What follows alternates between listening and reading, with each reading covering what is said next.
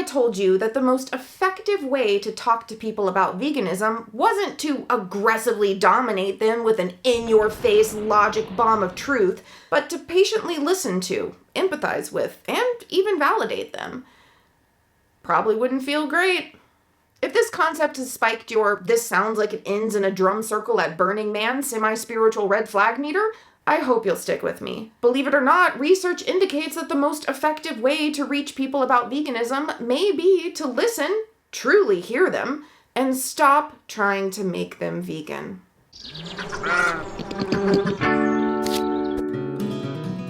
Hi, it's Emily from BiteSizeVegan.org, where you can find the article for this video with my sources and deeper dives into the concepts. This is the third video in my series, Why We're So Polarized About Veganism and What We Can Do About It. In the first two, we learned that when it comes to talking about veganism, there can be a snowball effect wherein complementary defenses on both sides reduce any hope for effective communication, much less change, and that this polarization is fueled less by our differences than by the commonalities of our psychology, sociological behavior, and values. So in this video, we're going to look into what exactly to do about that. Research across multidisciplinary fields indicates that when we take the time to understand what's behind our defenses and connect on our commonalities, we have a chance for constructive communication about divisive issues like veganism. Let's start with a key commonality of human psychology, the need to feel heard. It's hard to listen when you don't feel heard. It's hard to see from another's perspective when you don't feel seen. And it's impossible to be open and receptive when you're having to defend yourself. So while it may seem counterintuitive, the most important part of talking to people about veganism is to listen to them. We usually enter these interactions with our minds focused on what we want to say, rather than on listening to the other person. Yet, research shows that when people are given space to safely express themselves about divisive issues and extended empathy and confirmation they've been heard, they're more willing and able to critically engage with ideas they find threatening, and even question or change their positions entirely. Of course, in order to non-judgmentally listen to the concerns of others, we too first need to feel heard. So, if you're struggling with the idea of empathizing with people who eat animals, you're not alone. At the end of this video, we'll talk about the valid resistance to this approach, as well as the importance of practicing self-empathy so that we can preemptively address any understandable objections to extending empathy to others. What about when it comes to the rationalizations many people use to justify eating animals? Surely that's the time to shut down empathy, whip out your list of logical fallacies, and hammer home the harms of animal agriculture, right? Well, research into advocacy messaging by the nonprofit Pax Fauna suggests this approach may be a major source of disconnect between animal advocates and the meat-eating public. In their review of current animal advocacy messaging and subsequent interviews with the general public, Pax Fauna found that while animal advocates continue to focus their messaging on the harms of animal agriculture, much of the public's resistance actually lies in deeper values, such as culture, tradition, and naturalness, which remain largely unaddressed by animal advocates. When we dismiss these objections or immediately counter them with logical refutations, we're communicating to the other person a complete invalidation of and disregard for their core values that we likely share. We thus not only increase their defensiveness, but we also miss the crucial opportunity to connect with them on any shared values underlying their objections. In their interviews with the public, Pax Fauna found that while validating these culture-based rationalizations may seem counterintuitive, when the interviewer reflected the underlying values behind this common objection, participants would often relax and show more willingness to consider how those values could be preserved without farming animals. When our values and needs are affirmed, it creates more space for open-minded self-reflection and engagement with ideas that would otherwise feel threatening to our sense of self, a phenomenon explored within social psychology and cognitive neuroscience. So rather than jumping to refutation or probing the soundness of the other person's logic, we can try asking questions to better understand the values and needs behind their objections. For example, in the case of culture-based objections, we may find the underlying values are honoring family, upholding tradition, or respecting other cultures. The underlying needs may be to have a sense of belonging, community, and acceptance. All of these values and needs are valid, and significant. While we may not agree with how someone is fulfilling their needs, nor how they're honoring their values, we can validate the needs and values themselves, opening space for discussing alternative ways to fulfill and honor them that don't involve the exploitation of other animals.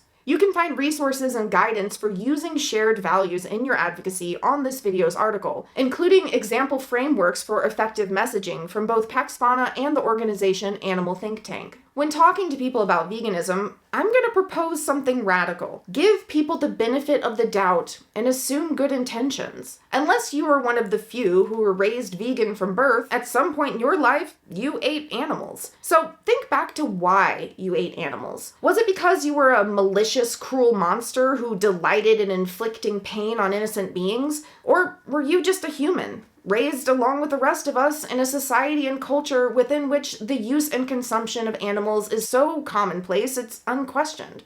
When we assume good intentions, we're better able to separate the individual from their behavior and confront systems of oppression while connecting with the people still participating within them. See the article for more on this principle's grounding in nonviolent activism, conflict management, and more. Another pattern we can fall into as advocates is to assume that whatever kind of messaging or tactic that worked for us will work for others. While this assumption is natural, it's also a major contributor to entrenched polarization. When we frame our messaging in a way we find convincing, rather than listening to the values and concerns of the person we're aiming to reach, we're not only unlikely to have successful engagement, but also risk further alienating them, an outcome thoroughly evidenced by research. In Zen Buddhism, there's a concept called shoshin, meaning beginner's mind. The practice of shoshin entails approaching everything, especially things we think we know the most about, with the open-minded curiosity and eagerness to learn of a beginner.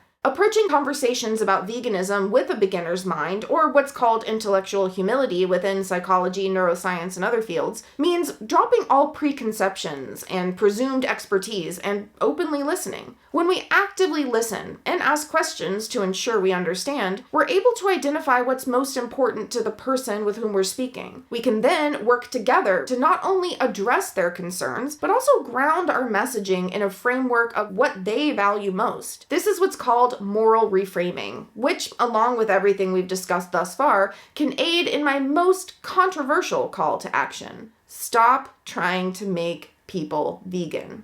No conclusion is as convincing as one we come to on our own. Most people already hold the core values of veganism. They genuinely care about animals and don't want to harm them. But it's precisely these shared values that can spark the strongest defenses when facing the dissonance of both caring about and eating animals. It's tempting as advocates to directly confront people with the misalignment of their actions and values, to call them hypocritical and say if they really loved animals, they'd go vegan. However, research indicates that shaming people into changing is not only ineffective, but can actually backfire, causing them to double down and become even more entrenched. More importantly, when we focus on inconsistent actions, we miss the valuable opportunity to connect with and explore shared values, like their love of animals. If we assume good intentions, take them at their word, and respond with curiosity, we can provide them the safe psychological space for self-reflection. And it's within that space that they can draw the most powerful of all conclusions, their own. In their interviews with the public, Pax Fauna found that while participants were hypersensitive to any language which can imply a negative moral judgment of meat consumption, when invited to share their own thoughts, these same participants could deeply question the ethics of farming and slaughtering animals. In fact, when asked open-ended questions in a non-judgmental space, many participants themselves debunked the very objections they'd earlier used to justify eating animals. There's a reason in my speeches to non-vegans that I always include some variation of this statement. But believe it or not, I am not here to force my beliefs upon you, to criticize your country, culture, traditions, religions, or beliefs. I'm not here to shame you or to shock you. I'm not even here to make you vegan. I won't pretend to have that power, and no one really makes any lasting change, through force, anyway. When talking to anyone about the myriad of issues surrounding veganism, it's natural to lean into facts, figures, and logical deconstructions of objections. But what we take away from human interaction is far less about what was said than how we felt in the exchange. As I explore in depth in The Science of Why People Hate Vegans, negative vegan stereotypes and the anticipation of judgment are some of the most significant barriers to engaging with the issues underlying veganism. The power of subverting negative vegan stereotypes cannot be overstated. When someone enters into an exchange anticipating judgment and is instead met with curiosity and genuine interest in hearing their side, it's disarming. Even if it doesn't seem like they have any intention of moving away from eating animals at the end of the conversation, having an experience of safe and open dialogue around the profoundly charged topic of animal use can start to lower some of the most pervasive defenses. Over the years of my advocacy, I've heard from many people who went vegan overnight after watching my videos or speeches. While I don't have a running tally of comparison, I'd hazard a guess that the overnighters are far outnumbered by the people who told me they watched my videos for months to years before fully moving away from eating animals. What kept them coming back and watching more, they said, was the safety of non-judgment in my delivery. Like most people, they needed that space and time. And like all people, they had to come to that conclusion on their own.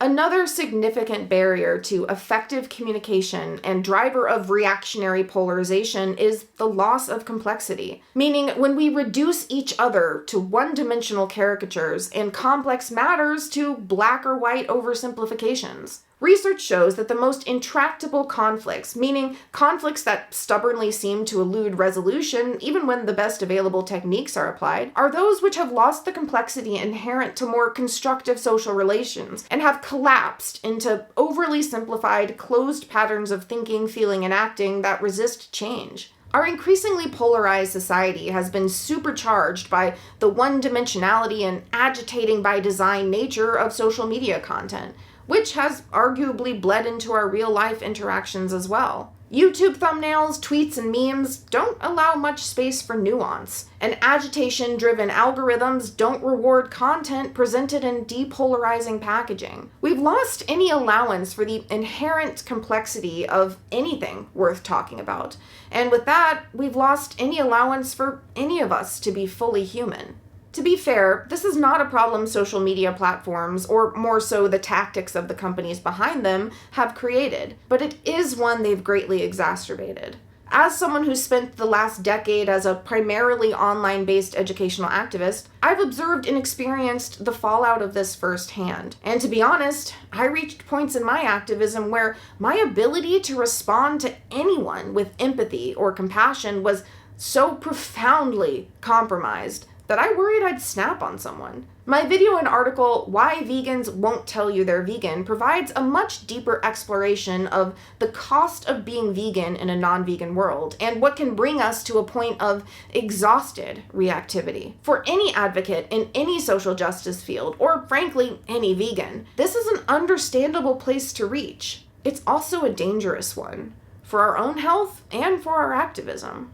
The level of embitterment and raw nerve reactivity I reached in my advocacy is extremely common, to the point of seeming inevitability. For those of us who've made a deep connection to what the animals are experiencing, and especially for those of us who have witnessed it firsthand, it's natural to harden towards anyone paying to support those atrocities. And for those of us who've been on the receiving end of outright vitriol, mockery, or derision for our veganism, the idea of approaching anyone with compassion, empathy, or validation can feel unjust, illogical, even weak. These understandable feelings can be further compounded by the internal politics of social justice movements, wherein extending compassion and understanding to the opposition can be cast as betraying the cause and grounds for questioning an activist's commitment and integrity. It can seem profoundly unfair to suggest that in addition to shouldering the debilitating awareness of what the animals are experiencing, we must also be the ones to extend empathy and compassion to people still participating in systemic oppression. After all,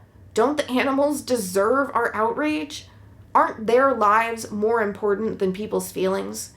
This is where nonviolence and intellectual humility offer a middle ground between violence and passivity, and between arrogance and servility, where we actively but strategically confront injustice in order to effect radical change within entrenched systems of oppression. But in order for us to walk that most delicate and demanding line, we must first extend empathy to ourselves before we can offer it to others. By intentionally practicing self-empathy before and after demanding interactions, we can strengthen our capacity to remain grounded and open. After all, it's hard to listen if you don't feel heard.